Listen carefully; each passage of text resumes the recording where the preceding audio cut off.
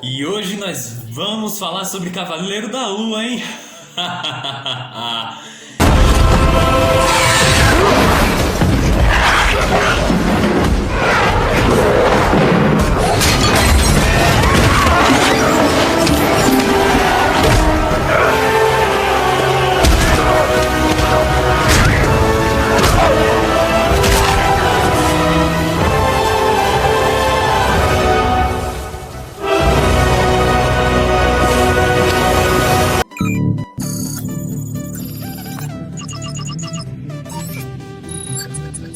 E aí, manos e manas, tudo certo? Alex, o Mano Nerd, tá na área com mais um vídeo aqui pra vocês. Com muito prazer, com muita alegria em falar desse personagem que marcou a minha infância, principalmente, na verdade, a minha pré-adolescência, que é o Cavaleiro da Lua, né?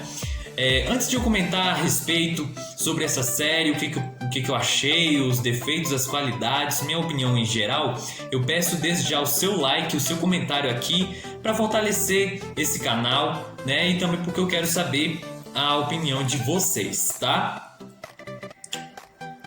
Vamos lá. Então vamos lá. Por volta de uns 7 anos, 8 anos mais ou menos, que eu tinha, né? Há uns 12 anos atrás, eu conheci o personagem do Cavaleiro da Lua através do jogo Spider-Man Web of Shadows.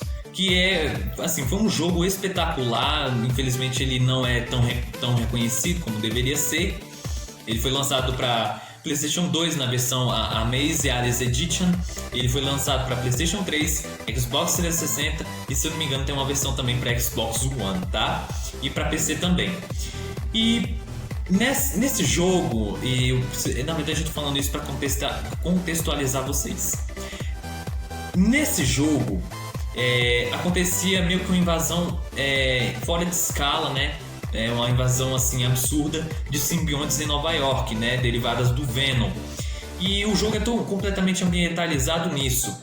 E o protagonista era um Homem-Aranha e ele tinha que enfrentar essas ameaças. Só que nesse maravilhoso jogo a gente podia chamar aliados, né, para te ajudar no combate, para salvar Nova York contra o Venom e a gama absurda de simbiontes. Um desses aliados era o Cavaleiro da Lua.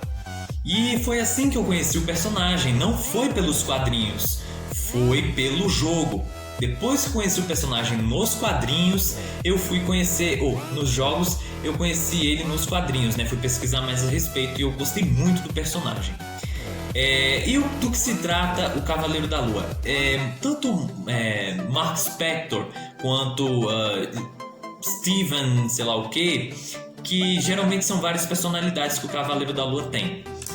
Que é o seguinte, nos quadrinhos ele foi fazer uma expedição no Egito, né? E infelizmente ele foi enganado por um cara lá para roubar uma relíquia de lá. Só que o Max Spector ele ficou muito ferido por conta disso. Porque eram mercenários, esses mercenários acabaram causando uma grande confusão lá e o Mark ficou bem machucado, tá? E o que aconteceu? Para ser salvo, a divindade, né, chamada Khonshu, que é uma criatura egípcia e mágica, fez um acordo com ele. Ele poderia viver, mas se ele disponibilizasse o corpo dele, aliás, que ele se disponibilizasse, serviu Khonshu, né? E aí vocês me perguntam, cara, quem é o Khonshu? Ele tem muitos poderes? É um personagem bem poderoso, mas ele não é poderoso tanto quanto Odin, por exemplo, mas ele é muito poderoso. E toda vez que o Mark Spector, ele, assim, por exemplo, tinha que fazer alguma coisa nas ruas, né, após o conhecimento da existência do Khonshu, acontecia o seguinte, o Mark, ele tem várias personalidades, né, ele tem um lado mais tranquilo, um outro lado mais agressivo e por aí em diante. E o Khonshu utilizava pontos dessas personalidades que envolve, né, o ser Mark Spector para fazer o que ele quisesse. Então, por exemplo, ele poderia usar o Mark Spector para espancar um monte de bandidos, como aconteceu na série. Ele pode também entrar em um modo investigativo, né, meio detetive, que isso também tem nos quadrinhos. Eu tenho até um HQ aqui, vou pegar para vocês verem. Então, nessa HQ aqui, ó, Vingadores Guerra dos Reinos, né? Existe uma pequena parte da história dela, né, contando meio que uma história à parte do evento principal, que é sobre justamente ele, o Cavaleiro da Lua.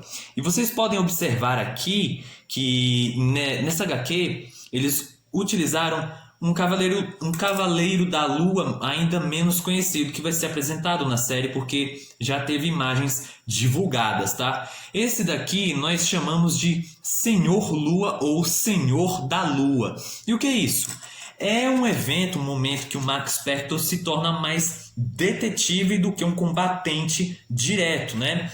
Então pode-se dizer que, por exemplo, por enquanto nós temos dois viés. Ou ele se torna um Cavaleiro da Lua, que é mais brutal, ele parte para cima dos inimigos, é porradeiro, ou um lado mais detetive, que é esse Senhor da Lua que eu apresentei aqui para vocês, tá? E na série, gente, isso foi muito bacana, todo o desenvolvimento, né, que eles deram ao Steven, na verdade, foi muito legal. É uma pessoa assim solitária, né, um pouco desprezada pela sociedade, de certa forma, né, um pouco bobão, medroso e que acaba se deparando com o Khonshu, né? Porém, no episódio não foi explicado como é que o Steven ele entrou em contato com o Khonshu, né? Vamos ver nos próximos episódios se eles vão adaptar o que está aqui nos quadrinhos, né? Mas eu acho que vão, porque é tudo bem fácil de fazer adaptação e dá para casar realmente com a série, né? E o que eu achei? Bom, eu gostei bastante, as cenas de ação estão muito boas, o visual está muito bacana e o mais importante, o roteiro está muito bem feito, pelo menos nesse primeiro episódio. E a gente pode ver que está tendo contrastes, né? Estão tendo meio que competições entre a vida pessoal do Steven com as intenções de Khonshu, né? Porque por algum motivo, geralmente isso acontece, o Khonshu ele quer simplesmente impedir os planos de outros deuses, tanto os deuses místicos egípcios quanto os astecas, tanto quanto os deuses nórdicos, né? Os gregos também. Então, com certeza, a ideia da Marvel é trazer mais essa gama de seres divinos, por assim dizer, dentro da cultura pop, dentro da ficção, para ser apresentado para o público, justamente para eles terem mais liberdade e ter mais personagens para poder trabalhar, né? E provavelmente eles podem até fazer uma junção entre, por exemplo, o Demolidor do Charlie Cox retornou ao UCM, né? E eles podem fazer com que esses dois personagens se encontrem, assim como o Blade, Doutor Estranho, algum membro dos Eternos, né? Espero que trabalhem melhor os Eternos antes disso, mas enfim, o próprio Cavaleiro Negro, né? Que era para fazer parte dos Eternos, também pode ser introduzido, né, justamente para fazer uma ligação entre esses personagens, porque eles se conhecem bastante. Até mesmo o Motoqueiro Fantasma pode também estar vindo para ser apresentado para o público, né? Justamente para juntar essa galera com o Cavaleiro da Lua. Mas não precisa, assim, necessariamente ser personagens místicos. Podem ser personagens urbanos, como Gavião Arqueiro, Homem-Aranha, Demolidor, Wolverine, Mulher-Aranha também pode ser uma boa pedida. E também até membros dos X-Men, como o Wolverine, né, o Fera, o Ciclope. E, por que não, outros personagens também urbanos, né, do núcleo do Homem-Aranha, que já trabalharam com o Cavaleiro da Lua, como por exemplo a Gata Negra, Sabre de Prata e etc, né?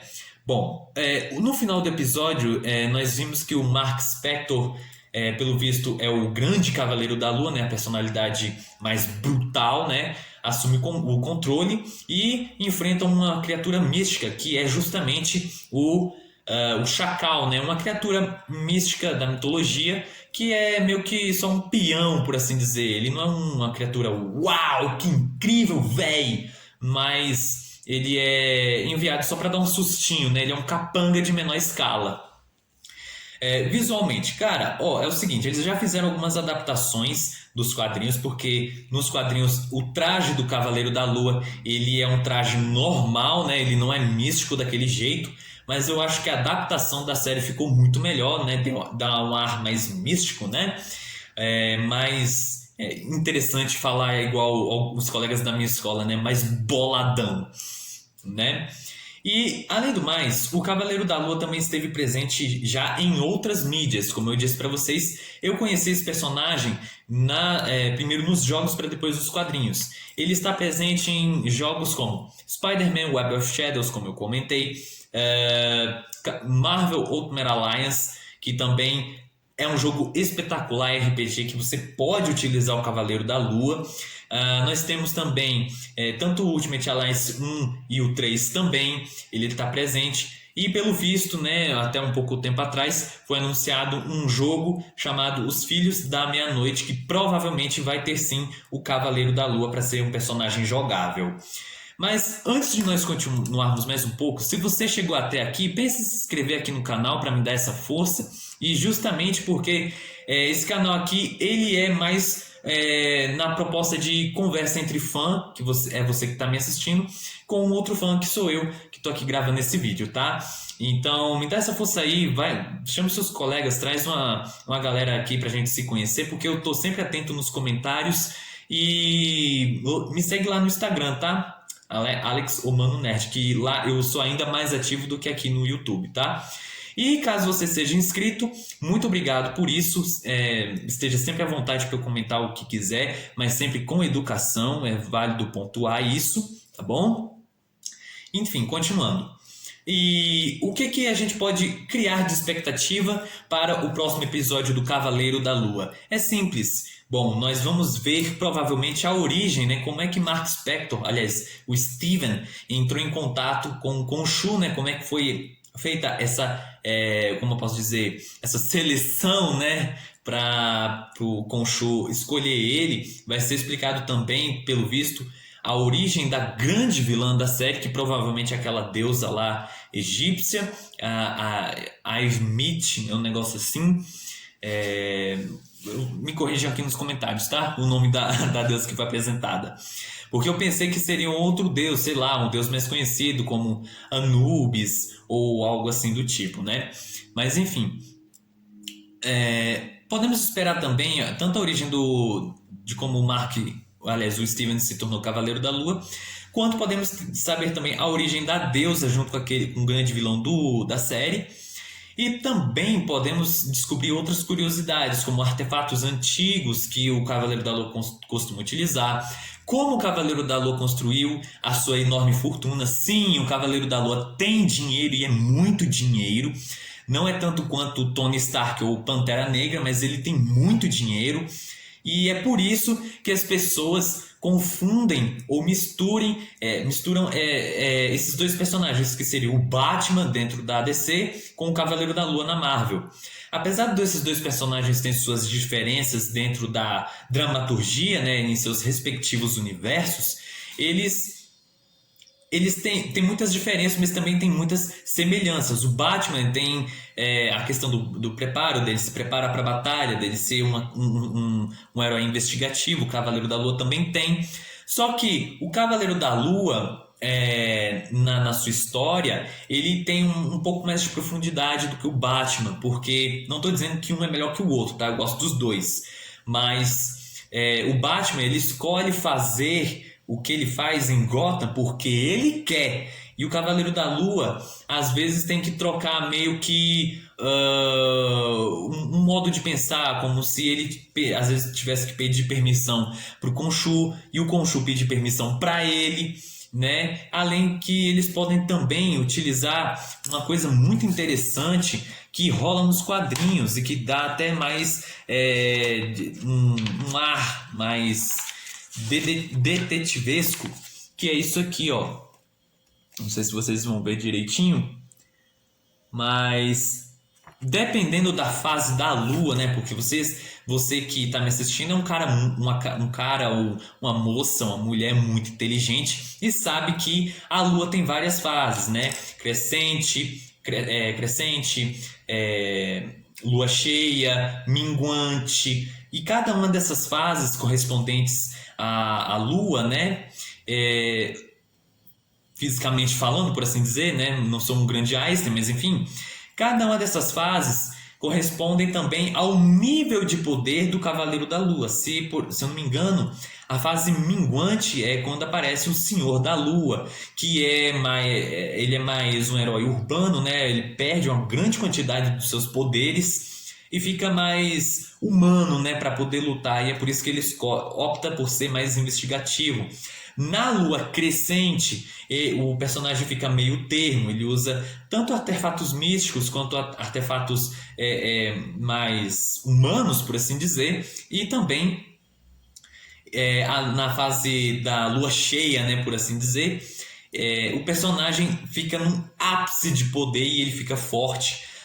Aliás, ele fica mais forte do que o próprio Capitão América, né? A ponto de conseguir bater de frente com personagens como o Demolidor, o Luke Cage, Jessica Jones, Homem-Aranha, Wolverine e etc. Tá bom? Então é isso. Espero que vocês tenham gostado desse vídeo. Se você assistiu esse vídeo até aqui, muito obrigado mais uma vez. Comente abaixo se você gostou desse primeiro episódio.